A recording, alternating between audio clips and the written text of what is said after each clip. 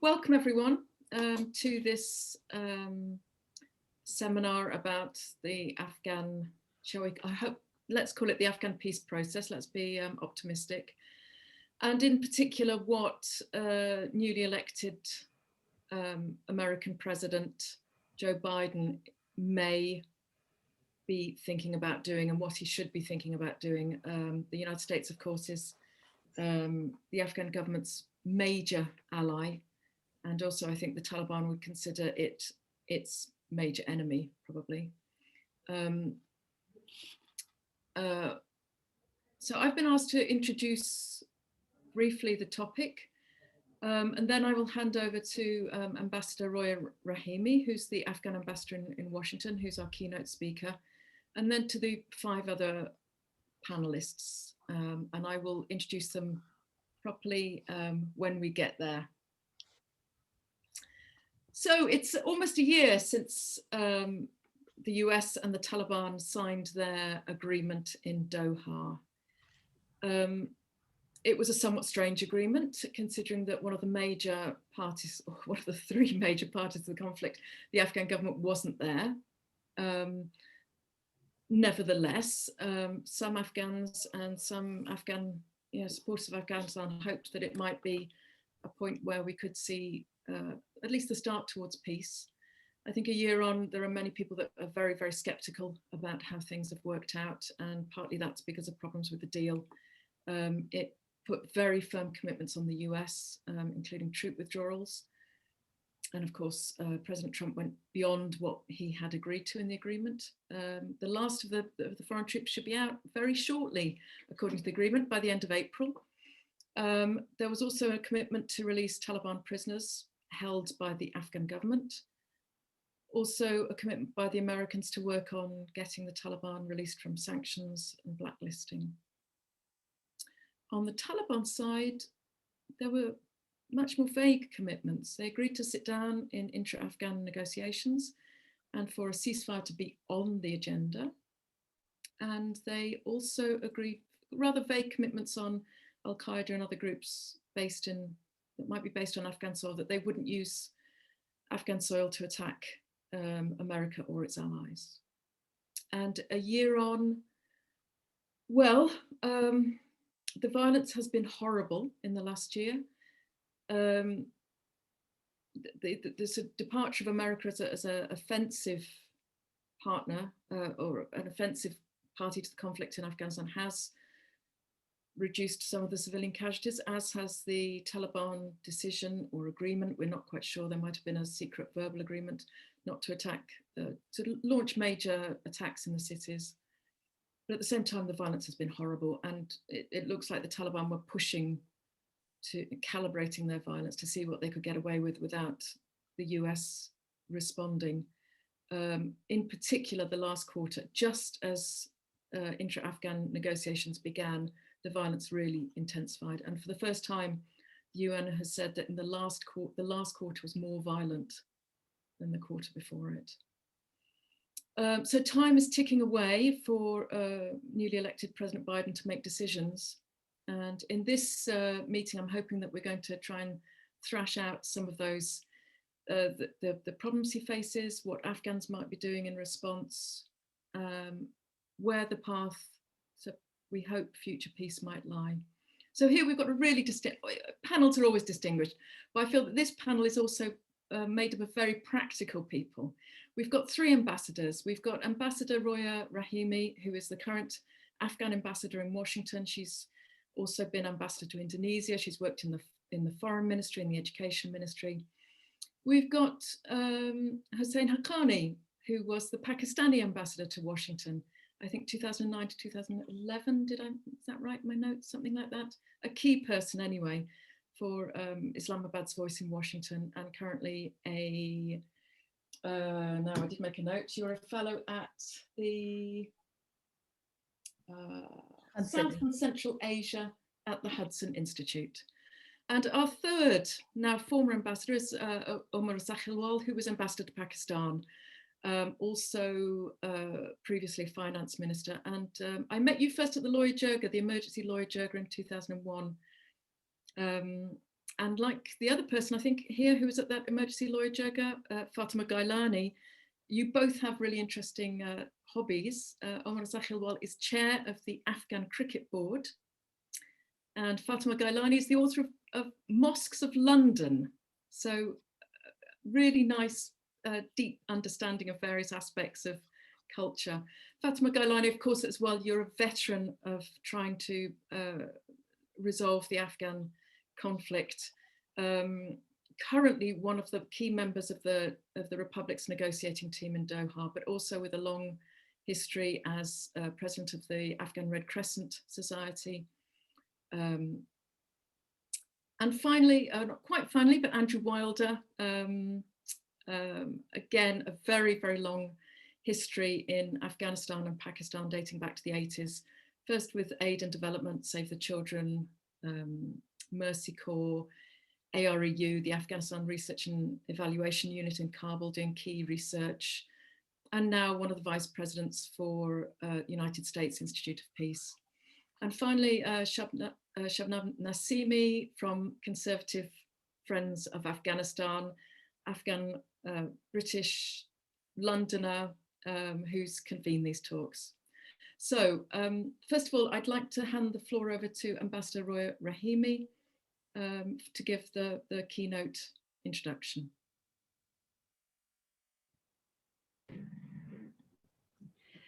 Good morning. Assalamu alaikum. May peace be upon you. It's such a pleasure to be speaking alongside such esteemed group of colleagues here.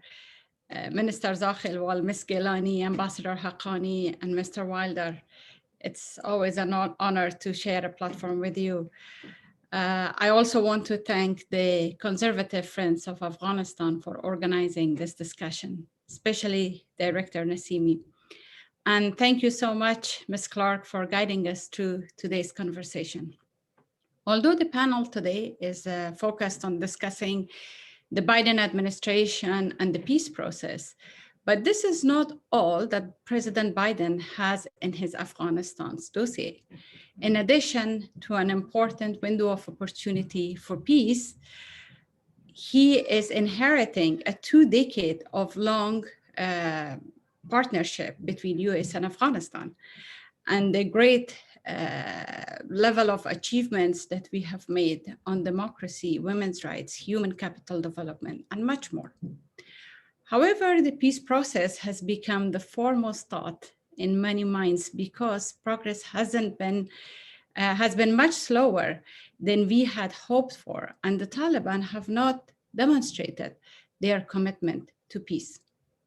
After the signing of the US-Taliban agreement on February 29 last year, it took almost 7 months for talks to start due to Taliban's manufactured demands and intransigence.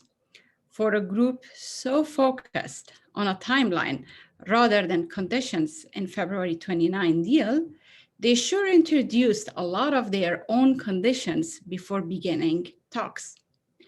And when they came back to the second round of talks in January, the Taliban had even more demands.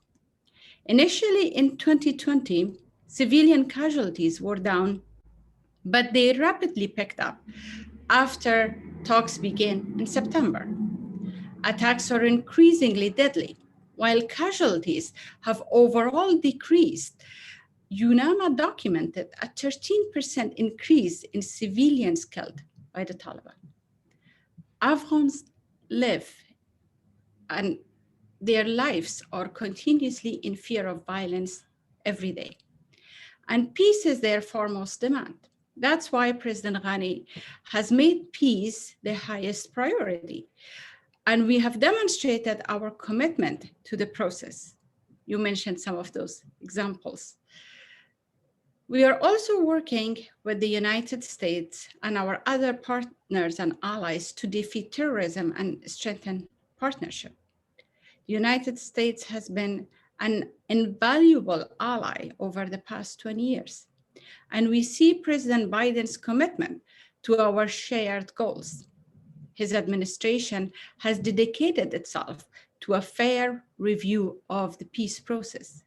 continued its support to Afghan people and government, and reinvigorated regional diplomacy, which is critical given the regional roots of Afghanistan's struggle. We know that the United States and our international allies are mindful of the significance of this moment and that they will proceed carefully with mitigation strategies in mind.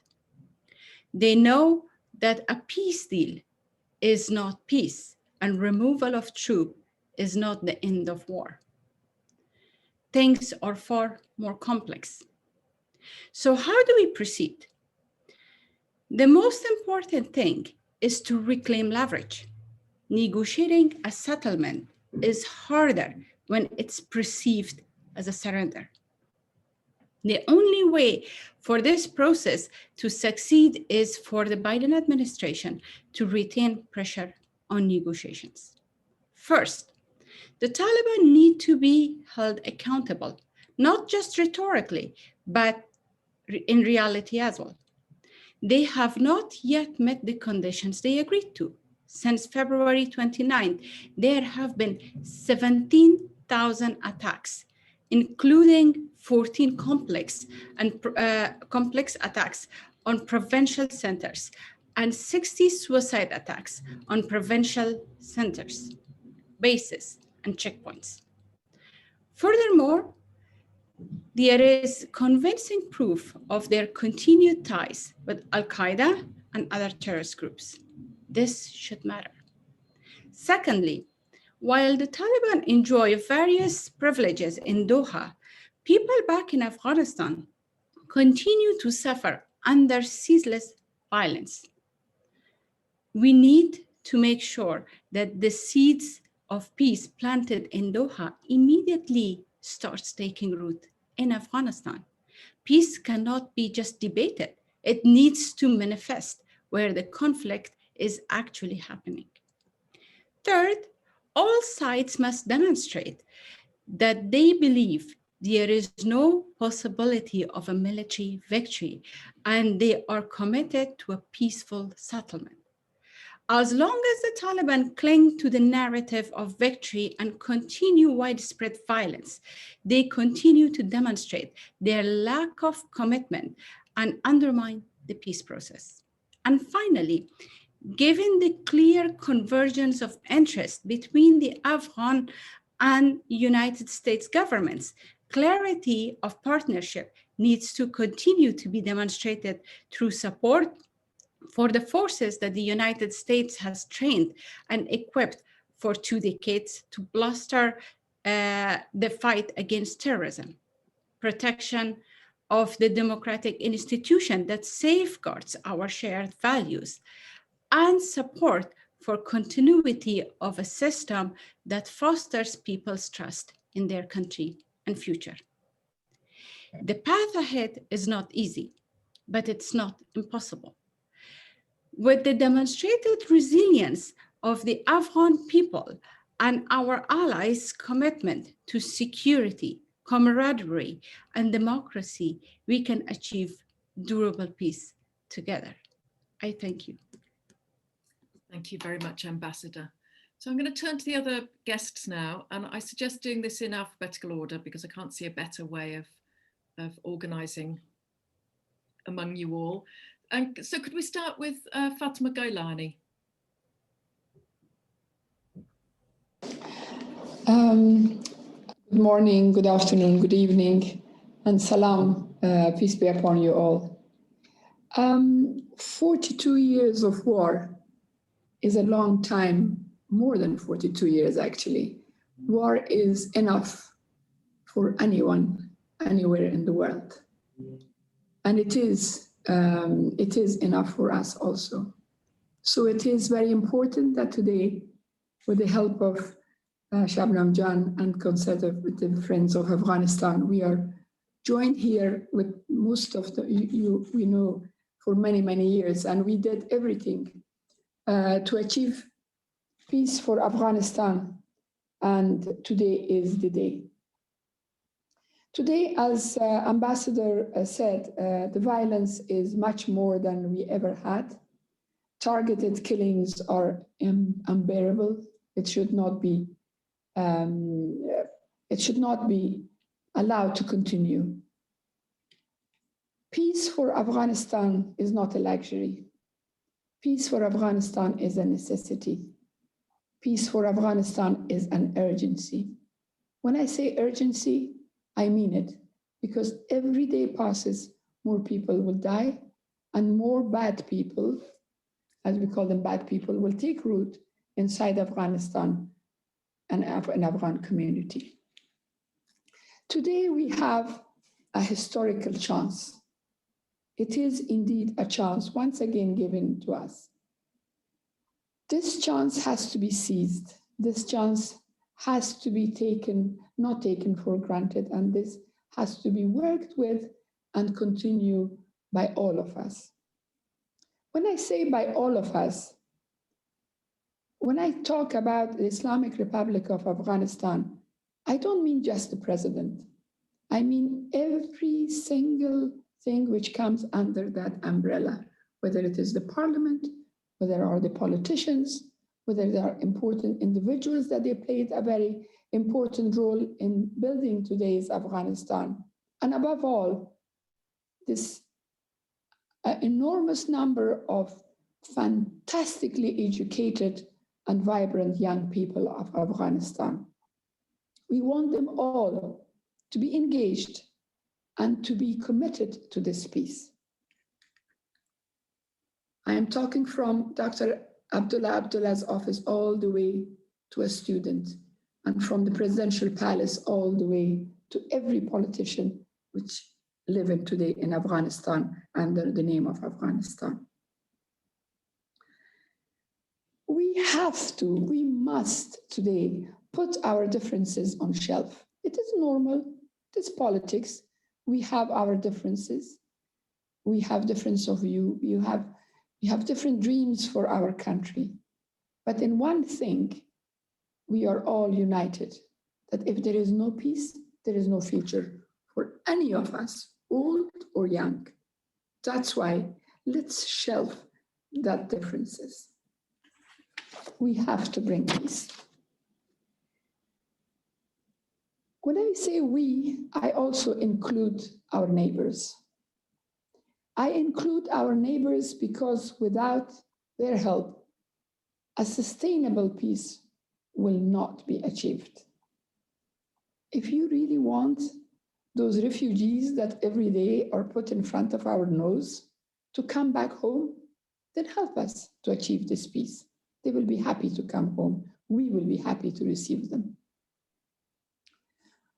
I talk about the region, big players.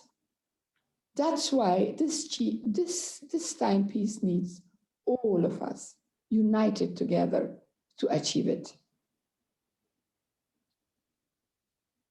Not just because peace is a right thing to do, because this is the only thing to do today. We don't have any other choice. War should not be the other option. Whatever I ask from the countries around the world, our friends, our neighbors, our region, I ask the same thing from President Biden's administration. Ambassador Rahmani said that 20 years of friendship of Afghanistan. I'm a mujahid. I go a little bit further on. For more than 42 years of friendship with the US. We fought the Cold War together. We won. We won that war. We deserve to win peace. We really deserve. We were deserted number of times. This time, don't do it. You saw what happened the last time. It was not just we are hurting anyway. You were hurt. You were hurt badly. Don't allow this to happen again. That's why when I talk about peace, when we talk about peace, when especially women talk about peace, we don't mean just lack of war. We mean a place that we all live together, Talib or non-Talib, men and women, different languages, different sects in Islam, which exist in Afghanistan. We live together happily. That's how we could have a sustainable peace. That's how we could have a just and inclusive peace. And without that, it is impossible. That will be just peace in name.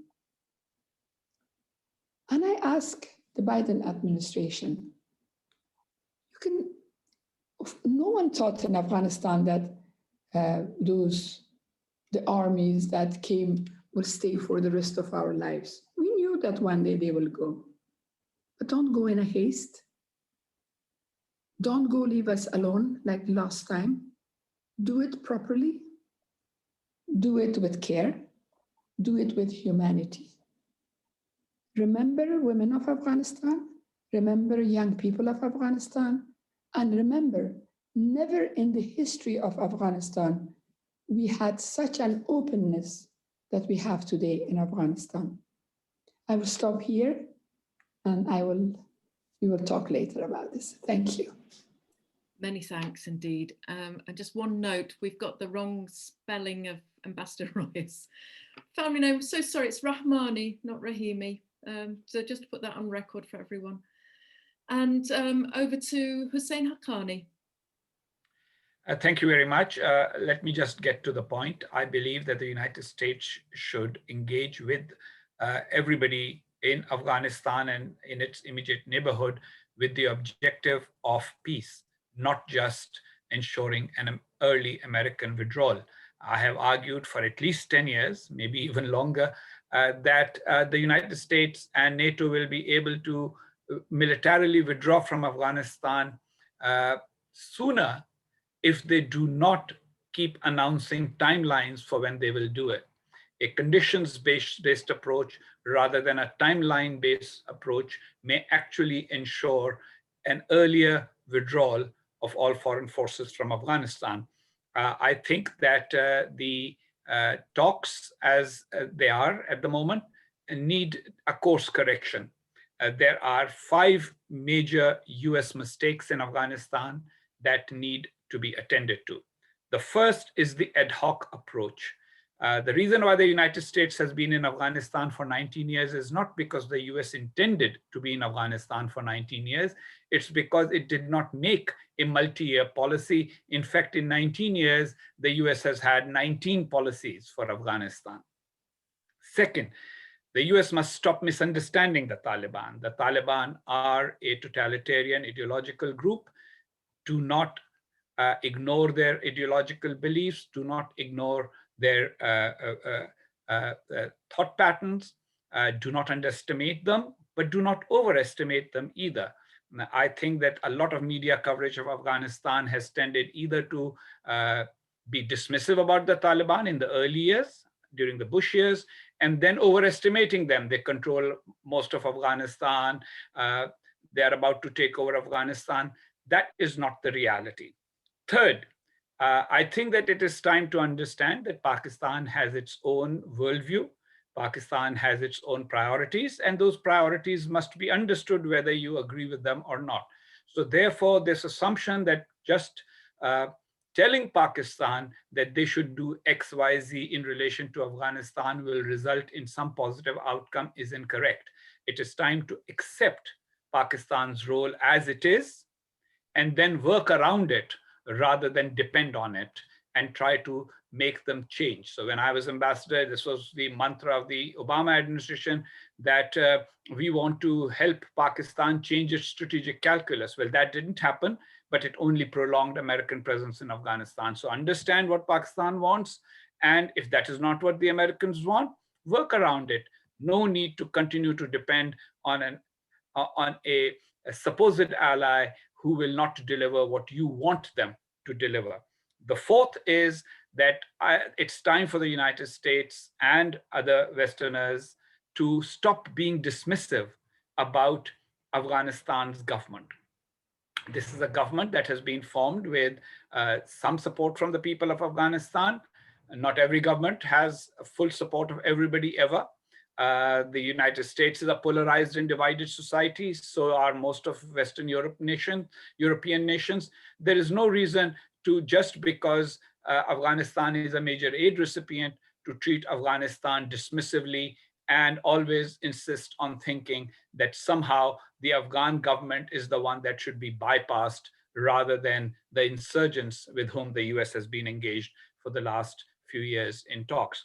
Lastly, I think that it is important to look at the US interest in Afghanistan beyond just a very narrow interpretation of thinking that if somehow we can contain Al-Qaeda, then that is all we went to Afghanistan to do. I think the United States has much more at stake in Afghanistan. Having a military presence in Afghanistan has had a stabilizing influence on US relations with Central Asian nations. I think that the United States will continue to need a close alliance and relationship with Afghanistan for strategic reasons, well beyond any counter-terrorist measures. So, based on correcting these 5 mistakes of the past, I suggest 5 steps that the United States can take going forward. First, revise the Doha Agreement. Do not stick to the timeline, considering that the Taliban have not stuck to their side of the bargain, or at least the expectation of the bargain that they will reduce violence. The agreement did not explicitly mention the reduction of violence, and that was the flaw of the agreement. That is why people like myself criticize the agreement, because the Taliban often take agreements literally. Coming from the Hanafi school of Islamic jurisprudence, they try to take contracts literally. And so when there were no literal restrictions and limitations and conditions on them, to expect that some verbal agreement behind the scenes will be adhered to was unrealistic. So it is time to revise that date. The United States Institute of Peace in its recent report has also recommended that.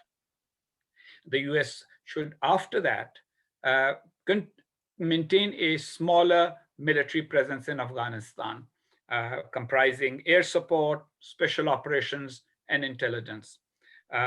It should also, second point, should also continue to help support and build the Afghan National Security Forces, which have borne the brunt of the fighting for the last several years. 85 to 90% of the fighting against the Taliban over the last several years has been done by the Afghan National Security Forces. The problem of the Afghan National Security Forces should be simply understood. It takes about 35 to 40 years for a second lieutenant to become a general. The Afghan army has not been in the field long enough to have had that experience, and the process of creating a esprit de corps will take several more years. So through that period, the Afghan National Security Forces will need support. The reason why other post-colonial countries have large and strong armies is because they inherited these armies from the colonial period, where for many, many years an esprit de corps was created and people rose from the rank of second lieutenant all the way to general before they gained independence. Second, the US must work closely with the Afghan government. Yes, there is room for reform in Kabul, and the calls for reform must continue, but the calls for reform should not interfere with giving due respect and recognition to the Afghan government and its stakes and its role in the peace process. Fourth, the future talks with the Taliban should be contingent upon the Taliban willingness to adhere to some conditions relating to a ceasefire. I do not like the term reduction in violence, because what is reduction in violence? We will kill 50 people instead of 100 per day.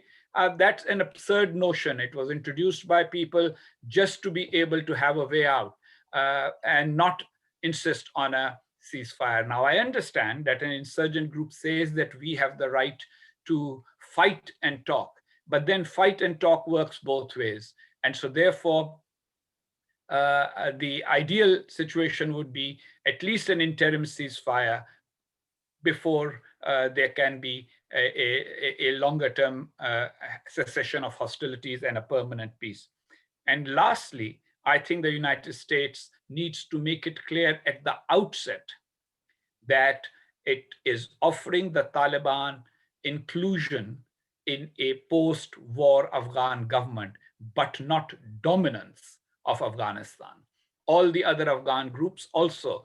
The reason why I say this is because the more modernistic diplomatic jargon that most of us have become accustomed to is not necessarily shared or understood by the Taliban. If you read what the Taliban are putting out since the Doha agreement, they are consistently saying that the agreement more or less restores the status quo ante. The Islamic Emirate of Afghanistan was deprived of power by American troops. And now when the American troops leave, the Islamic Emirate comes back to power, and the Islamic Emirate is the legitimate government that is trying to talk to other Afghans about how to include them in its government, rather than the Islamic Emirate being ready to become part of the Islamic Republic of Afghanistan. That clarity may result in slightly prolonged negotiations, but good results never come from hasty decisions. Thank you all very much. Thank you very much. And over to you, Shabnam. Thank you, Kate. And we've had such broad and detailed analysis so far that I will try not to duplicate. So look, President Biden faces one of his major foreign policy tests as he weighs his approach to the conflict in Afghanistan. Today, the stakes are far, far higher to achieving lasting peace, particularly as violence not only continues around the country, but is actually spiking, where thousands of Afghan civilians' lives are being perished. So the difficulty of this decision-making for Washington became visible when President Biden failed to mention Afghanistan in his first foreign policy speech on the 4th of February this year.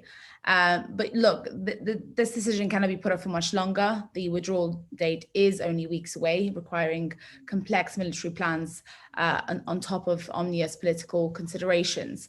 And over the last couple of months, we've had killings that have claimed the lives of activists, journalists, civil servants, people who've been fleeing the country, prominent, young, skilled Afghans who've been leaving the country, and the killings of civilians across the country are going without investigation or consequences faced by the Taliban. This is where the problem is. We're not holding them into account. It is not affecting the peace process or the talks, and the problem initially started with without a condition-based agreement. Now, should the Taliban choose to continue to pursue such a horrific course of action, it is incredibly important that we must raise questions about their motives and sincerity. Do they truly want peace in Afghanistan? If being held accountable for not fulfilling their end of the deal causes them to increase violence against innocent Afghans, then no. Civilians are being used as pawns in part of this sort of larger political game being played out within Afghanistan, and we need to call it out. Unfortunately, the people of Afghanistan have faced war and conflict for too long, that over 42 years, where the daily violence has become a norm, and we're not hearing anything from the inside or from the outside of these attacks being called out. And that's where the problem is, where our silence has gone for far too long, and the lives of innocent Afghans have come to mean nothing. The Taliban have made no concessions for peace and have not begun substantive negotiations. So, I will sort of wrap up this opening remark and allow for others to have some time as well before we go on to question and answers. But the key question now will be whether the Biden-Harris administration will follow the Trump-Khalilzad approach of delinking the troop pullout from the peace talks, or ensure that we find some sort of leverage which will enable the Afghan government and the people of Afghanistan to lead the way with the peace talks, rather than allowing the Taliban to have all the stakes, which is how it's progressed since February last year. And I know it's an incredibly difficult situation, difficult position for the international community and for the government to be in. However, 20 years of international presence, billions in aid, lives lost, both by Afghans and the military himself, but also by international forces. This should not be taken lightly. We do not want any of those gains to be lost. And more importantly, the Afghanistan should not return to becoming a platform or a safe haven for terrorism, which is where it all started. So caution does need to be taken. And while the discussion is on Biden, the Conservative Friends of Afghanistan is a UK-based organization. So we urge and ask for the UK to have to begin working with the Biden administration on finding a more united front forward, where the UK has and plays a bigger role in the negotiations. Thank you very much. And over to Andrew Wilder. Thanks, Kate, and thanks, fellow panelists. You already mentioned several of the things I was planning to. Let me start off by stating the obvious. The Biden administration has been dealt a pretty weak hand when it comes to Afghanistan and the policy options it has. I characterize them as being bad options and terrible options, and sort of the wiggle room to try to come up in this review with what the way forward are kind of in that space. So whatever they end up coming up with, there's going to be lots to criticize, because I personally don't see any great options available. So I just wanted to put this discussion into that context. Basically, it's in terms of the peace process specifically, it's inherited the Doha Agreement, as well as the fact that there's only 2,500 troops remaining, US troops remaining in Afghanistan. Frankly, I think some of the Biden team would have been very happy if President Trump had done what he had promised to do, which is to try to withdraw all his troops during his administration, and most recently in his October tweet to pull out by December. I remember many conversations over the last several years with friends in Afghanistan. I think many people just didn't believe that Trump really wanted to do this, and he really did. And so I think just recognizing that dynamic is important. I think recognizing,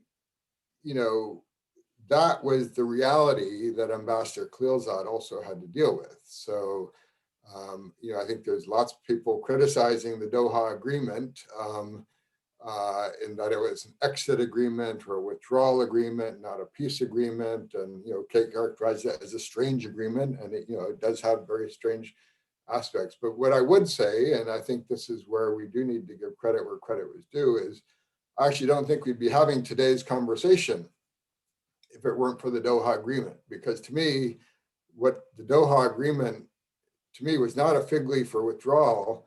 It actually proved to be the fig leaf to slow down the withdrawal, to basically enable the Biden administration to start with the option of at least having some troops present in Afghanistan, as it shapes its new policy. So I think I just wanted to throw that out there, that I really do think that the option was no troops or the peace process that actually, which again, in quotation marks, I think the Doha Agreement is a deeply flawed document as a peace agreement. But again, to slow down the withdrawal of troops, I actually think it was an effective tactic. In terms of what the Biden administration is going to do, I think the short answer is we don't know. The review is ongoing. I do think it will end soon. It kind of has to. The president will make a decision, but I honestly don't think anyone, except perhaps President Biden himself today, knows what that decision will be. I mean, it really has been a rigorous process of looking at all the options, and again, with not very many good ones. So there's no foregone conclusion, I think, in terms of what the decision is going to be. I think once the decision is taken, I'm not expecting, about a month ago, I actually did think we would know what the decision was prior to the NATO Defense Ministerial, but now I don't think we should assume we'll know immediately, because actually I think that there is some value in strategic ambiguity on what the decision is for a period to come, during which time, that decision can be discussed with our allies, with our Afghan government partner, with the Taliban, with the key regional actors, who others have pointed out are key in this process. So rather than make a big public statement with fanfare right after the decision's reached, I do think that taking some time to communicate privately the decision is going to be important. What do I hope that decision will be? I think Ambassador Kadi touched on some of the things that I would also be supportive of. I mean, I do think it does need to start by clarifying U.S. national interests, both in Afghanistan and the region. Revisit, why is it we're still in Afghanistan? And I think those are the oft-cited one of preventing Al-Qaeda and other terrorist groups from attacking the U.S. and our allies. I think many people can point to the fact that that threat has been greatly diminished. We haven't been attacked in the last 20 years. And so I think that leads some to conclude we don't need the presence. I would argue we haven't been attacked because we've had the presence and have used our presence to also support our key partner in terms of the ANDSF forces. And that if we precipitously withdraw, that could then, in my view, nearly inevitably to the reemergence of groups that could threaten the US and our allies more broadly. I also think that stability in the region is still a core interest, but also maintaining the credibility of US foreign policy, as a reliable ally, especially with our NATO allies, preserving some of the hard-won gains, and I think there's reputational risks if we just pull out. But again, these are not all of the same level in terms of national security interests. And I do think the core one will continue to be the issue of the counterterrorism objectives. So if it was my decision, I think the best way for the Biden administration to protect our core US interests is to achieve a politically negotiated settlement in Afghanistan between the Taliban and the Islamic Republic that results in a relatively stable Afghanistan that is at peace with itself and its neighbors, and which would then allow us to withdraw our troops from Afghanistan. And I think there I might differ a bit with Hussein, because I do think there is the political public in America, I think is growing tired of these endless wars. And I think that politically being able to frame it as getting to peace so we can pull our troops home, I think would sell better politically in Washington than that we want to continue the sort of an enduring presence or continue to fight the endless war as it's now being, too often, I think, referred to. Is this realistic? I don't know. This is tough. I'm not holding out that there's high prospects for achieving peace, but I would certainly be supportive. As I said, I think that's the best way to achieve US national interests. So if I were the Biden administration, I would start with trying to do that. If that doesn't succeed, a year from now, they can have the option of reconsidering their policies. But the glimmers of hope I have in terms of why it could work is that there's an opportunity, in my view, for there to be a much more coherent policy towards Afghanistan and a whole of government approach, and then aligning our programs and our activities, as well as, importantly, our strategic messaging around a policy that the whole of the US government buys into. And I would argue this would be a first in the last 2 decades. We've too often had interagency battles in terms of Afghanistan. We've had DOD trying to win our counterinsurgency. Well, Ambassador Holbrooke was trying to win a peace and often working at cross purposes. Sometimes our CT agendas and tactics undermined, state building objectives. Throughout both the Obama administration and the Trump administration, the threats of artificial timelines to withdraw troops, I think, undermined the ability, to actually move the peace process forward. And I think that was such a big problem, again, during the last 4 years of the Trump administration, was, again, that President Trump really did want to withdraw all troops from Afghanistan during his term. And how do you actually have a strong negotiating hand, in that kind of context? The second point I would just say gives me slight glimmers of hope, and again, others have touched on this already, is I think an opportunity for a more robust regional approach and a regional diplomacy to build on what I genuinely think is a consensus amongst all of Afghanistan's neighbors and other key actors, that no one benefits from complete state collapse in Afghanistan. And also, I personally don't think anyone benefits from a complete Taliban takeover in Afghanistan. And I don't think a lot of the neighbors would like a US presence forever in Afghanistan, but I don't think any of the neighbors, and I would include Pakistan and Iran in that mix, would like to see the US withdraw by May 1st, leading to state collapse and anarchy and problems that are going to affect the neighbors much more so than the US. So again, I would just point to those two things as I think giving some opportunities, which could be different than in the past, which I think would at least give some prospects for moving the peace process forward. And I would also, as Hussein also mentioned, strongly recommend that we revisit the May 1st deadline. Again, not to continue fighting the endless war, but to basically help win the peace. And I just don't see it's realistically possible that that will be achievable by May 1st. So I think I'll leave it at that for now, and happy to take questions. Again, for me, that's the basic framing, is pulling out by May 1st. In my view, there's a high prospect of, nearly a certain prospect of catastrophe. Delaying a pullout, there's still a likelihood of catastrophe, but that's the wiggle room within which the Biden administration now has to work to come up with a policy. And I don't envy with them that task. Thank you very much, Andrew. And finally, patiently waiting in Kabul, I think, Omar Zakhilwal, over to you. Good morning, good evening to all of you. Thank you very much. It would be difficult actually to follow such excellent presentations and such organized thoughts. My thoughts may not be as organized, but listening to all the excellent presentation, with most of what has been said, I agreed, not everything though. I would wanna touch on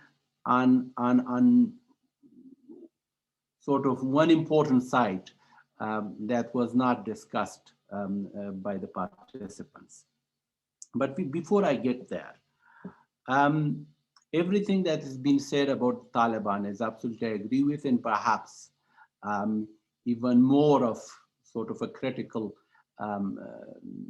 picture of them is fine and accurate. So I'll not go into that. But in this Afghan peace talks, we have to be realistic.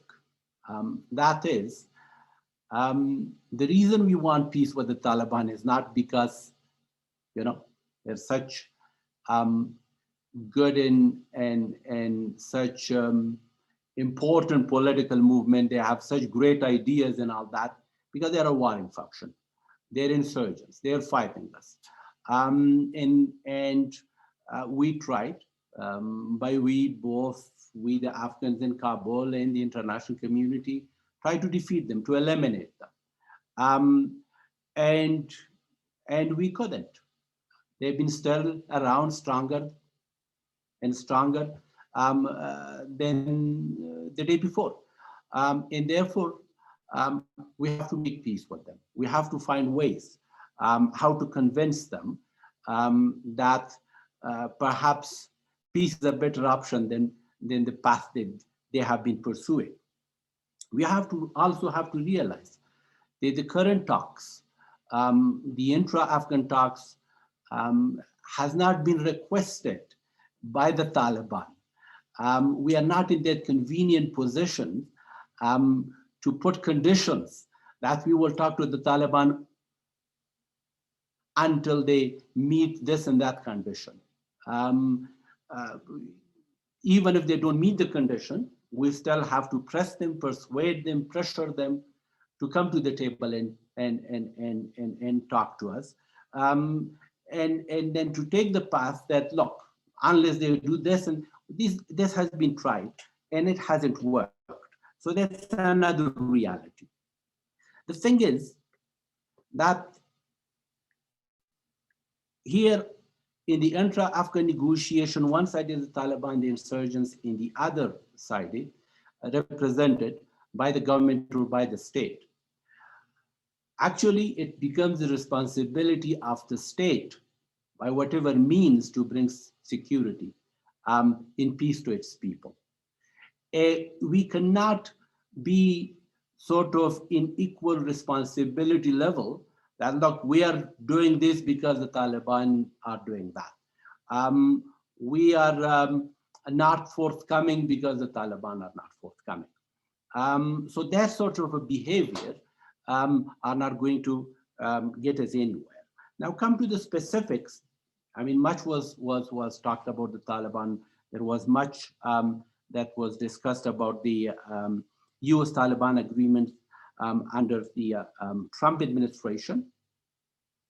But we need to discuss how Kabul here has handled the peace talks. I have to be very frank. Kabul has really mishandled and still continues to mishandle peace talks. It has wasted a lot of opportunities. It is not as if we act as if we were caught off guard by the US. The willingness within the US, in the desire within the US to see Taliban coming to peace talks has been there at least since 2009 that I know of, or probably before. To act as if it's too quick, too sudden, I think shows a lack of preparedness on this end. In the current sort of process, Ambassador Khalilzad came to this job in September 2018. Instead of really realizing that the US was serious and trying to become a willing partner, Kabul continued to push him back and wasted a lot of time, actually. And as a result, at the start where the US forces were still fully on ground, at least the 15,000 plus forces there, and the US had not yet agreed to about the withdrawal of that could have been used as a leverage by Kabul as well, if it had acted a constructive partner to the US team. That could have been used as a leverage. Subsequently, there were other opportunities, the negotiations of the prisoner release. I absolutely agree that Kabul should not have been sidelined, but it's, again, I was in contact with so many sides. The blame could not entirely be put on the US.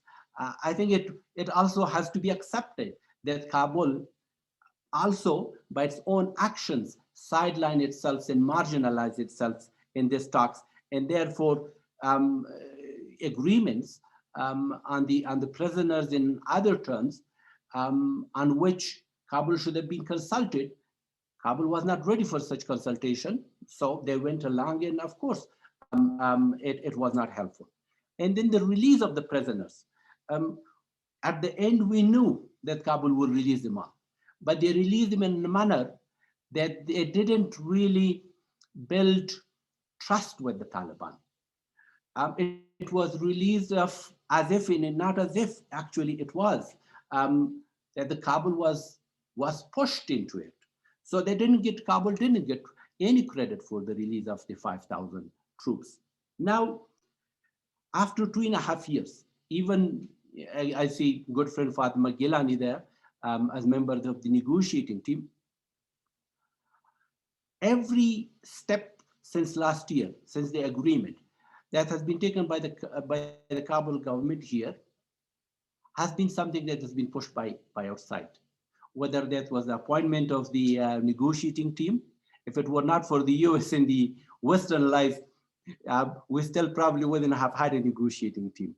If it was the appointment of the Peace Council, or whatever the name is, the High Peace Council, if it were not for the push from the US and the ultimatums and everything, probably would not have been there. Even today, as we speak, actually, you know what the headlines in papers today were? That President Ghani is meeting leaders to build political consensus on peace. Shouldn't that have been done a year ago? Shouldn't that have been done 2 years ago? Shouldn't that have been done 3 years ago? That we still do not have political consensus? And indeed, we don't have political consensus. You gather. I wonder if you could just wrap up your thoughts as we should I'll stop the Q&A session. I'll stop. I'll stop here. I'll stop here and then let's go to the question. Yeah, sure. Okay. Well, thanks very much. I'm going to open the questions up. I'll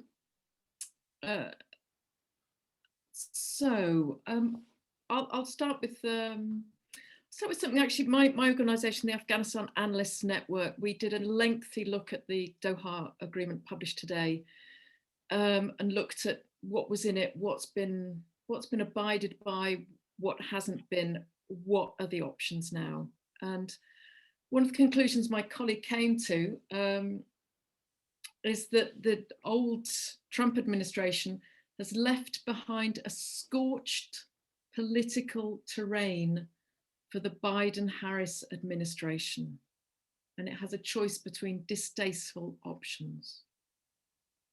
And I think this is something that all of the panelists have referred to, that at the moment, not really anything that looks there's not very good options on the table. So I wonder if, I would be interested to see, we've had some sort of practical policy suggestions, particularly from Andrew Wilder and Hussein Haqqani, about what they think should happen now. Practical options that are doable, not just another actor changing its character, which is often the sort of things that people put forward. What are the practical options now? Maybe not only for President Biden, maybe also for the UK government or for the Afghan government. We have representatives from them here. I'd welcome practical suggestions from any of the panelists. And if you could keep your answers quite short now, because we're almost an hour up on our time. Maybe just raise your hand if you want anything to say. Right, starting with Andrew Wilder. One very practical suggestion is I actually think during the next few weeks, the Biden administration now has probably more leverage than we've had in a while in a negotiation, because no one knows what the policy is. Will they keep troops? That can be used as pressure, with the Taliban. Will they remove the troops? That could be used as pressure with the Afghan government. And the region is nervous about the decision. And so even with the May 1st deadline, still the stated policy, there could be, so I think, an opportunity for quiet behind the scenes efforts now to, again, I think the regional piece, as I mentioned, is critical to organize that more effectively, perhaps get more of a UN role involved in that. I mean, I think one of the difficulties of the structure of the special representative sort of being this one person going around, and secondly, it's not like a US envoy has a comparative advantage in bringing Iran on board, for example, the Russians have been pretty active of late too, Ambassador Kabulov, in terms of his proposals. And I think now is the time to try to, rather than get a sense amongst the neighbors, the situation is going to collapse and let's back our various proxies and play a destructive role. I still think there's an opportunity right now of bringing, building on the consensus of shared interests, maybe involving the UN more actively in a regional diplomatic effort as the second thing. And then the first thing, as I mentioned, for the Biden administration to try to use its additional leverage in this period of strategic ambiguity on what their policy is going to be, to try to move the peace process forward in the short term. So that's one, practical suggestion I'd make for the immediate, in the next few weeks. Anyone else would like to speak? Yes, Fatima Gailani.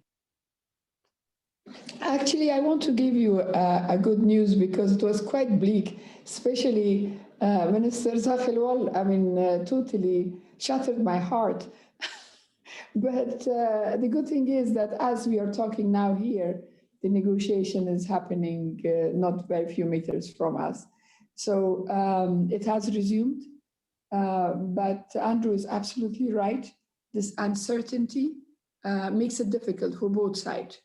That what we should put on the table, what should be there that we should talk about.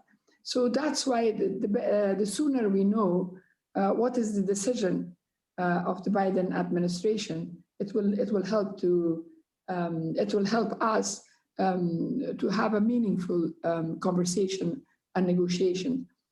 The reason that I'm in a hurry, usually peace talks do take a long time.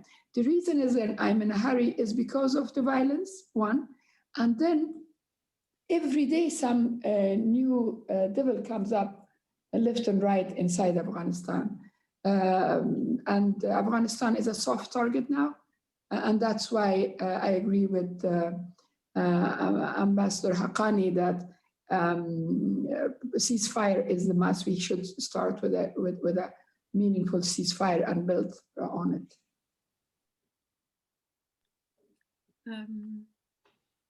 Yes, please go ahead, Ambassador Rahmani in Washington. Thank you. As much as I agree with what Gilani Saib said regarding that we need to bring a stop to this as soon as possible, and especially the violence, but at the same time, I want to emphasize that we cannot just look for a rushed and patched solution just because we need a solution, and just look at the books and bring out some of the tested and tried mechanisms, because it's not 2001, it's not 2010, it's not 1990s. It's a different time, and we do need to take the time to do it right. Secondly, as it was already mentioned by the panelists, the very important party initially in the Taliban-US agreement was ignored, which was the people and government of Afghanistan. They cannot be subject of an agreement. They have to be the party to it because they will be the one who will be living with it. So this is the time to really involve them and engage them. And as we are talking, we see this unrolling, which is very encouraging and welcoming. And finally, again, a point that we already spoke about, the role of region.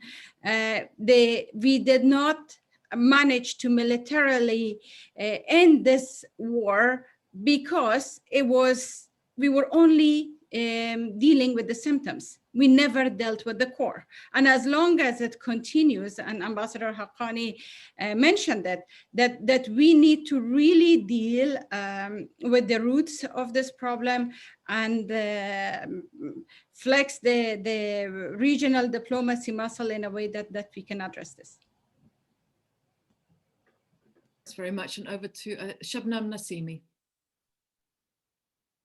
And you need to unmute yourself, Shabnam. Yeah, thank you, Kate. One of the other areas that hasn't been discussed is that at present, the negotiation team between the Afghan government and the Taliban do not involve a third party presence beyond hosting and supporting roles. I think the parties to the conflict might consider the possibility or the benefit of a neutral third-party mediator. Now, I think Fatima John might be able to shed some more light of the effectiveness of the mediator and whether one would be useful. But I do believe that so far, in terms of progress, what the peace talks have achieved has been a terms of reference, guidance, sort of how the talks will go ahead. And now I think they're working on an agenda program. It is going rather slow. The structure doesn't seem to be as effective as it should be. And a facilitator or a mediator may be able to sort of function in terms of building the trust of the two parties, provide impartiality, bring together perspectives from the wider Afghan population, to take into account civil society, activists and other agencies.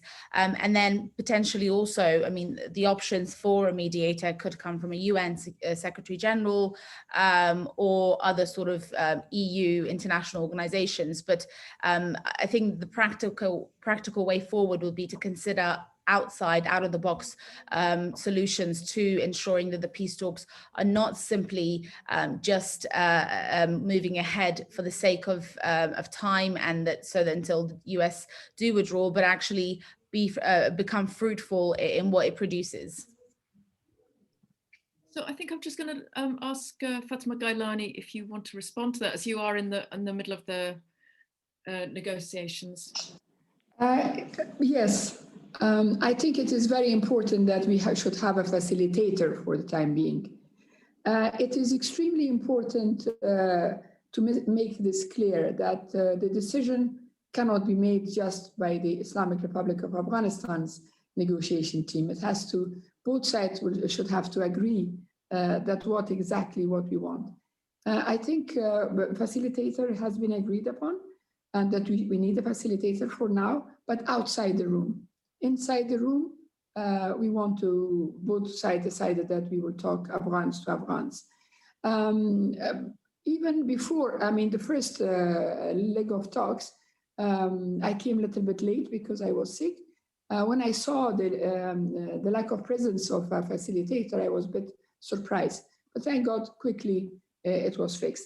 Today, just now, we need a facilitator, but eventually, yes, we will be needing a moderator, or even maybe one day, even an arbiter. We don't know. We have to sit and see that step by step what will come. When it comes to consultation with Afghan people, thanks to the way that we are in talk now, I don't think we could ever would have been able to have such a inclusion of people. Every day, at least 2 to 3 virtual meetings we have with the people of Afghanistan, from civil society to young people, women, ulamas, all that they are very openly put their minds, they offer their help, they offer their opinion, and they are critical sometimes, yes, of course they are, but it is very useful. The future role of the UN, of course, it will be very welcomed by all of us. And obviously, during the Trump administration, it was something very bleak, and I didn't think it would happen. But now I think this will happen also. But saying that, however, I want to say that now I don't want it to be that crowded either, that everyone is involved and all of a sudden we are totally lost in too many opinions. There is no room for competition. Where there is a competition with our European friends that who should be the person or the country to help us, this is what I was trying to say, that we don't have room for any kind of competition, even if it is a very benevolent. We must work together and we must act together this time, only this time. All right, thanks very much. And I'm going to wrap this session up now. I know that we've got a number of the panelists have got busy lives.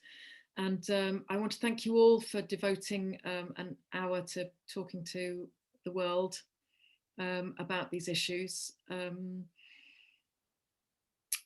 It's going to be a difficult year ahead, I think. I keep coming back personally to the 2018 Eid ceasefire. And this is where my hope lies in Afghanistan, that there is a real fundamental desire for peace amongst most Afghans. And this is not reflected in the conflict at all. And if that can only be harnessed in some way, I think there are ways forward. So thank you very much. Thank you to all the people watching out there in the ether. It's been a real pleasure to hear all of your views today. And best of luck in the coming months, particularly to those in Afghanistan. Thank you. Thank you.